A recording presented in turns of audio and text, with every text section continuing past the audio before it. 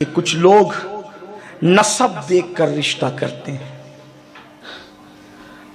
عام طور پر حکم شرع تو یہی ہے کہ لوگ اپنے نسب پر امین ہوتے ہیں، یعنی جو اپنے آپ کو جس نسب سے کہہ دے اس کو اسی نسب سے بلا دلیل مانا جاتا ہے۔ لیکن کوئی ضروری ہے کہ بتانے والا صحیح بتا رہا ہو؟ اچھا، بتانے والا صحیح بتا رہا ہو، لیکن کبھی کبھی ایسا ہوتا ہے کہ بہت سارے خاندانوں میں کوئی عورت خیانت کر دیتی ہے تو نسب منقطع ہو جاتا ہے۔ تو نسب کی بنیاد پر رشتے کرنے والوں، علامہ جامی کہتے بندے عشق شدی ترک نسب کن جامی کہ فلاں ابن فلاں چیزیں نیست۔ عشق کا بندہ بن اور نسب کو ترک کر۔ اس کا بیٹا اس کا بیٹا کہلانا الگ بات ہے، محمد عربی کا غلام کہلانا الگ بات ہے۔ ہزار عظمتیں قربان ہے اس پر جس نے ساری زندگی اپنا نسب بیان نہیں کیا، اور دنیا ان کو سلمان فارسی سلمان محمدی کہتی ہے۔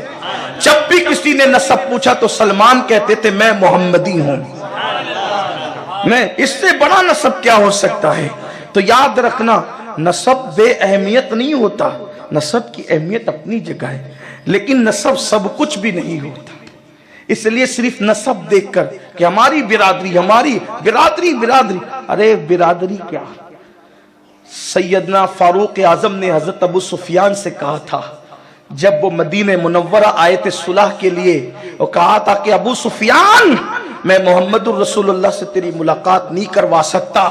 وہ کہا تھا کیا رشتہ داری بھول گئے، پرانی دوستی بھول گئے؟ فاروق اعظم نے کہا تھا وہ اور دن تھے جب ہم رشتہ داریاں خون کی بنیاد پہ کرتے تھے، جب سے محمد الرسول اللہ کی نسبت ملی ہے اب خون کی بنیاد پہ رشتے نہیں ہیں، اب محمد الرسول اللہ کی نسبت کی بنیاد پہ رشتے ہیں۔ تو اس لیے میری گزارش ہے، برا مت ماننا گندیوی والوں، اگر اپنی برادری میں کوئی وفادار رسول نہیں ملتا تو کسی بھی برادری میں وفادار رسول تلاش کر لو، یہ خیال رکھنا۔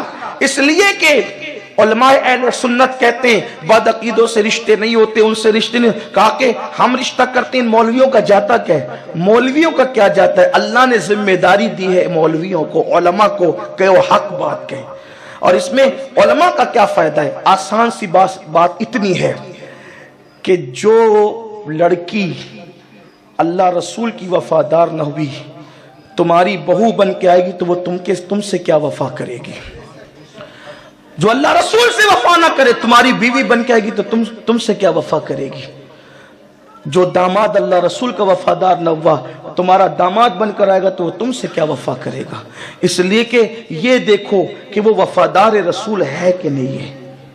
اگر وفا ہے تو رشتہ کرنے میں کوئی حرج نہیں، اور اگر وفا نہیں ہے تو رشتہ جوڑنا تو دور کی بات ہے۔ اسلام تو کہتا ہے پدر مادر برادر جان و مال ان پر فدا کر، نبی سے جو ہو بیگانہ اسے دل سے جدا کر دے، پدر مادر برادر جان و مال ان پر فدا کر دے۔ رشتہ داری دیکھو، بالکل دیکھو، لیکن اس سے پہلے دینداری دیکھو، اس سے پہلے دینداری دیکھو۔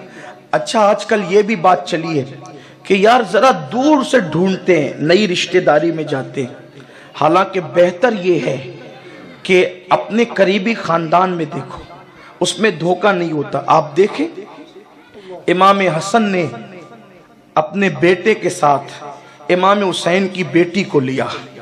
امام حسن کے بیٹے حضرت امام حسن مصنف، امام حسین کی بیٹی سیدہ فاطمہ صغرا، دونوں کا نکاح ہوا۔ ان سے جو شہزادے پیدا ہوئے ان کو کہا گیا عبداللہ المحض۔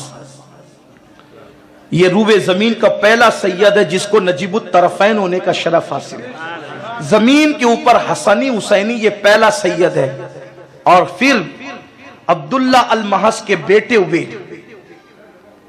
عبداللہ المحض کے بیٹے موسیٰ الجون، ان کے بیٹے ہوئے حضرت سیدنا عبداللہ، ان کے بیٹے ہوئے حضرت موسیٰ الثانی، ان کے بیٹے ہوئے حضرت داؤد، ان کے بیٹے ہوئے سید محمد، ان کے بیٹے ہوئے حضرت عبداللہ الجیلی، ان کے بیٹے ہوئے حضرت یحییٰ زاہد، ان کے بیٹے ہوئے حضرت अबू साले मूसा जंगी दोस्त और उनके बेटे में शेख अब्दुल कादिर जिलानी।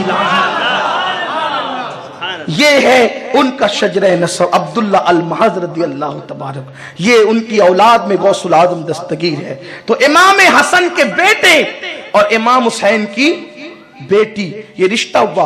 कुछ लोग कहते हैं यार भाई की बेटी के साथ रिश्ता करो तो बच्चे पागल पैदा होते हैं। मैं कहता हूं कि कैसे पागल पैदा होते हैं। कोई इमाम हसन मुसन्ना की शान भी तो देख ले, कोई अब्दुल्ला अल महज की शान भी तो देख ले। तो मेरे प्यारे आका अलैहिस्सलाम के प्यारे दीवानों, ये तोहमात परस्ती है। फिर उसके बाद देखें हजरत सैयदना सिद्दीक अकबर रदियल्लाहु ताला अन्हु के बेटे हजरत सैयदना मोहम्मद इब्न अबू बकर और उनके सिद्दीक अकबर के दूसरे बेटे हजरत अब्दुल रहमान इब्न अबू बकर, और फिर अल्लाह अकबर हजरत मोहम्मद इब्न अबू बकर के बेटे और जनाब अब्दुल रहमान इब्न अबू बकर की बेटी, इन दोनों के साथ जो निकाह होता है उससे एक लड़की पैदा होती है और उस लड़की का नाम उम्मे फरवा होता है। और उम्मे फरवा से जो बेटा पैदा होता है उनको दुनिया इमाम जाफर सादिक के नाम से पहचानती है। लोग कहते पागल पैदा होते, जरा इनको भी तो कोई देखे। अगर अल्लाह अकबर, ये वो दानिशमंद लोग हैं,